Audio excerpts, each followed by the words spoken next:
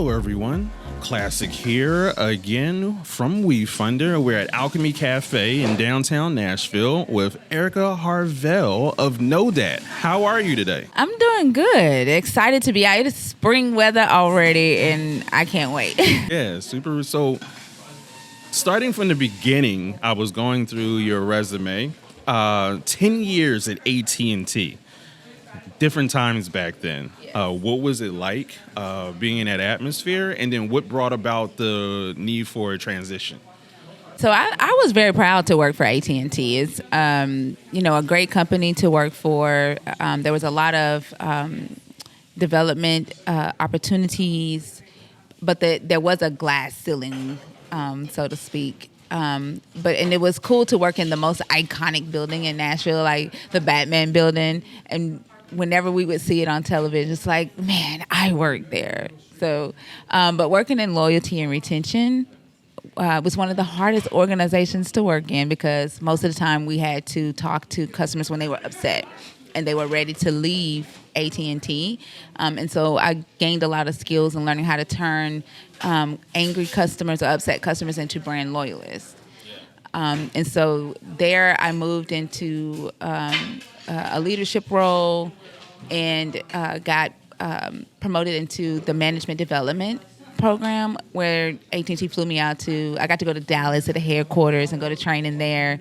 And then I was tapped to work with the American Express Plenty Loyalty campaign where AT&T participated in this 8 conglomerate loyalty program. And so we were tasked with getting more people to sign up for the loyalty program and to start using their points. And so we got about 50 million subscribers into that program. And while I was doing that, I got the idea from my son, who was upset about missing a water park here. He was came running in my room crying mad at me because I didn't take him to this water park. And I had no idea that it even existed. But when I asked him how he found out about it, his friends were teasing him on Snapchat with videos. And it's like, it's the last day of summer and you can't go. And so I asked around and asked my family and friends if they had heard about it. And only one person did. And so I started thinking to myself, that somebody... I actually said this to my son, somebody needs to build an app that rewards locals for sharing what they know and call it NoDah. And he asked me, why don't I do it? And yes, and you know children, right? They're looking at you, you have all of these doubts, but the kid is looking at you you should do it. And so I said, okay, why not me? Because at that time, I didn't know about a lot of, black people who were in tech, let alone women, who were building these types of platforms out there. And so I took the opportunity. I started researching, found a development company off of Upwork, interviewed several of them. The one that I ended up working with, we worked for 6 months through Skype. And then I flew to India to discuss, more opportunities with the business. And we launched from India in 2017. Heck yeah. How was that experience being out there? Oh, my God. Again, it wasn't a lifetime. I never thought that I would ever go to India. It was so cool. When I got off the plane, this is where I learned about research and culture for business. Because when I got off the plane, they sent a greeter to come and meet us. And he asked me if I was hungry. I don't even want to say what I said I wanted to eat. And he looked at me so weird. And I called my mom. I was like, Mom, we landed. And I said, he asked me what I wanted to eat. And I told him, she said, Aireka. She's like, you cannot say that. I was like, what? And I was like, oh, man, okay, I should have done my due diligence. Yeah. So, but they were okay about it, kind of laughed it off. But it was an amazing experience when I went to the development company to meet all the developers. They greeted us with, roses, and they fed us all the time. went to this amazing restaurant that was like high up in the mountains. Like it felt like we was climbing for days. But when you look over the top, I mean, it was an amazing experience. We went to Chandigarh, and Chandigarh is like the Silicon Valley of India. And the people, they were just so, everybody was just so nice and beautiful human beings, and really enjoyed it. Really. Yeah, and I always think that like even if we don't realize it in the moment, a lot of our life experiences kind of shape what's to come. So you have all this experience in loyalty and retention, and then transition into an app that like speaks to those needs for the local business community. What do you think are some of the specific things that you learned in loyalty and retention that you've been applying to NoDah? One that if a customer is happy, then they will champion you if there is a whiffum in it for them. What's in it for me. If they're just satisfied, like if you just do what they ask you to do and they're just satisfied, then they're done with it. There's nothing else for them to say. But if they're upset, if they're mad at you, they're going to tell the world. But then if you can satisfy that customer and then at the same time turn it into a mutually beneficial relationship to where that there is a reason for that customer to go and say, hey, guess what AT&T did? And that's what we did. So most of the time we were giving 50% off on television for a year, right? And so they were, calling their family and friends. It was like, guess what AT&T did? So they knew what to do, when they when their bills were, astronomically too high or thinking about leaving.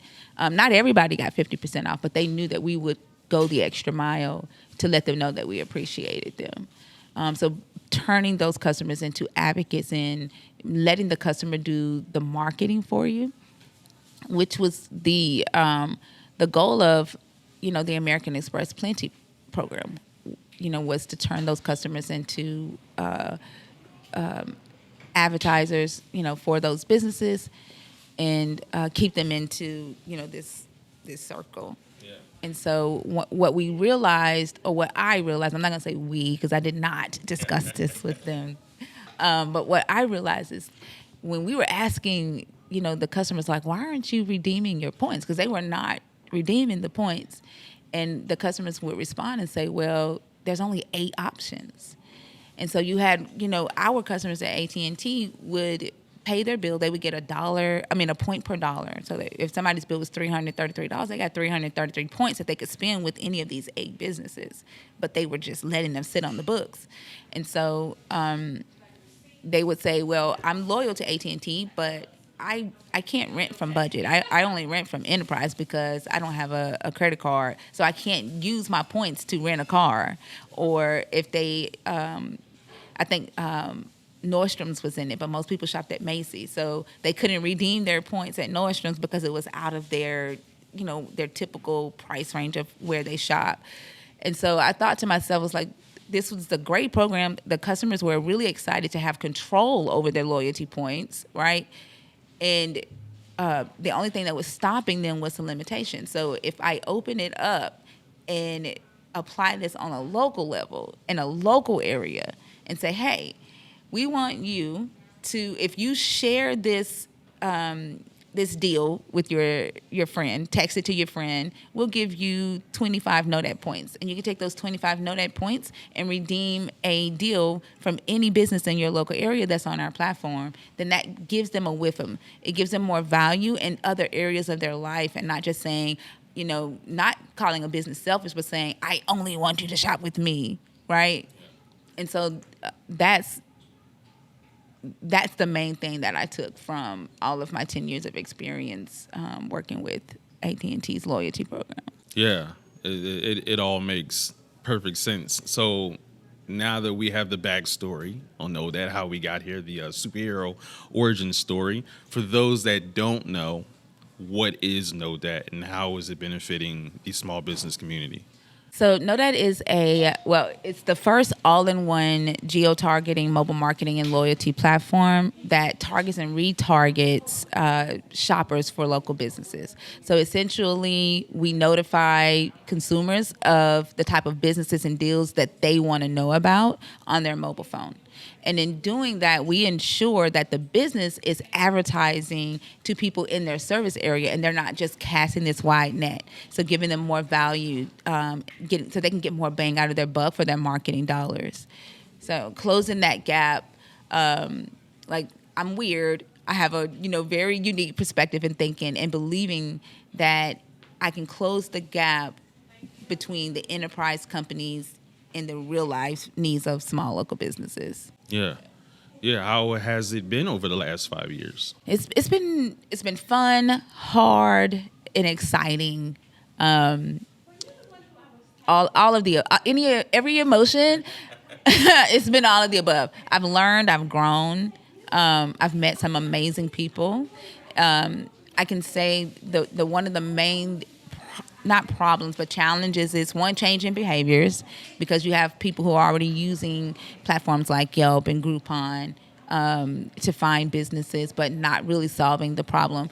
When we saw with COVID, a lot of the small businesses, when they had to temporarily close, when they changed their hours and their limited menus, they ended up having to permanently close because they couldn't get that information to their customers. They couldn't continue the conversation that they needed to have because they wasn't ready for that digital transition. And so realizing that and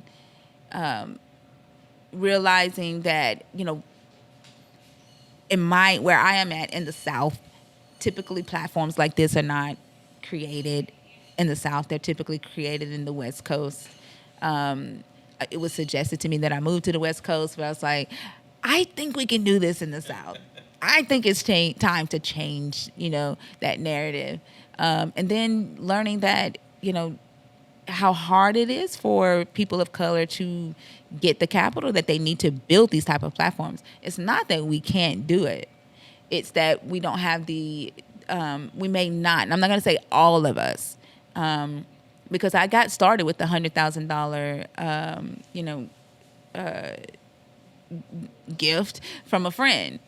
But not everybody has that type of access. And so as we got deeper into it, just realizing that, learning more about the family and friends round, like what was that, right? And so when they started explaining to us what the family and friends round was, the first thing a lot of us was like, we don't have family and friends that got that kind of money. It's like I had one friend, she's a lovely young white girl. She's doing a dating app, and she was like, oh yeah, I raised $200,000 doing my family and friends round. I was like, you raised $200,000 in friends? Okay.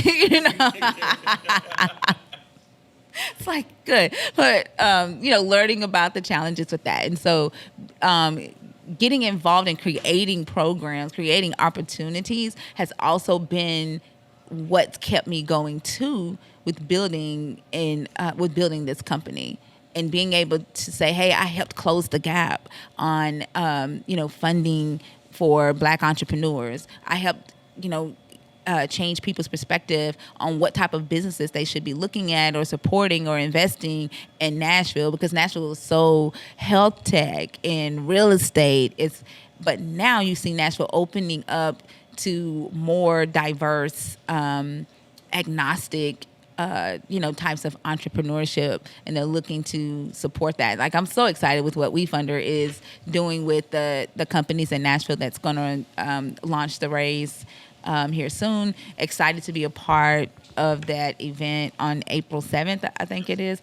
Like, that is, amazing. That's the type of stuff that we need to have companies coming from the West Coast. A lot of these companies are moving here anyway. And it only makes sense for them to bring that culture, right? A lot of them are moving here because they see that Nashville is the new city. Nashville is building a tech hub. So it only makes sense if they're going to move their headquarters here to to give back to this community of entrepreneurs, the tech professionals that are here, and help us build our companies and stay home and not have to go somewhere else. So last but not least, let's put this energy out into the world. What does growth look like? Like how are we planning for it? How are we envisioning it for NoDah? So as far as we want to grow across multiple markets really, really quickly using TikTok and influencers. And then our revenue, right now we are not quite have hit 20,000 MRR, but the goal is to hit that by the end of this next quarter, to where we're at $20,000 MRR, and then bringing on our development team so that we build in the AI and build in that universal point system. Yeah. Well, I'm looking forward to it. I'm actually going to download it today. There's a lot of apps, not necessarily a lot of apps that I use with this, because I like just telling stories. I like going places, experiencing things, taking pictures, dropping reviews.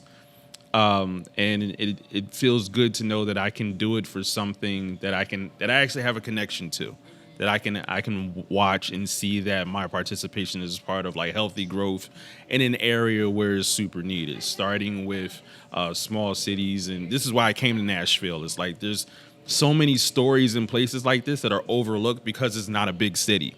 And if more people can see that, then it becomes the bat signal for other smaller places. And I'm one of those guys that like, man, you can get $1 million from one person, you can get $1 from 1 million people.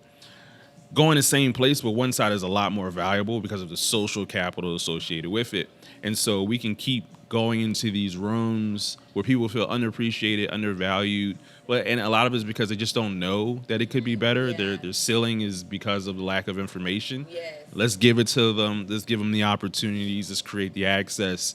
And we can watch how not only do they thrive, but the people around them begin to thrive because they're like, I see myself in that. Right. So love everything that you're doing. Super appreciate being able to have this conversation.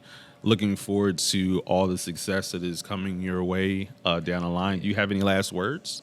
So for everybody that's listening, how you can support us is to download NoDah and text it to 10 of your friends and tell them to download it. It doesn't matter what city you're in. The more demand that we see in other cities, it will help us move into those areas a lot quicker. So. Yeah, and let's shout out Alchemy. Do you know their... Alchemy Cafe on Church Street. If you're in Nashville, stop by.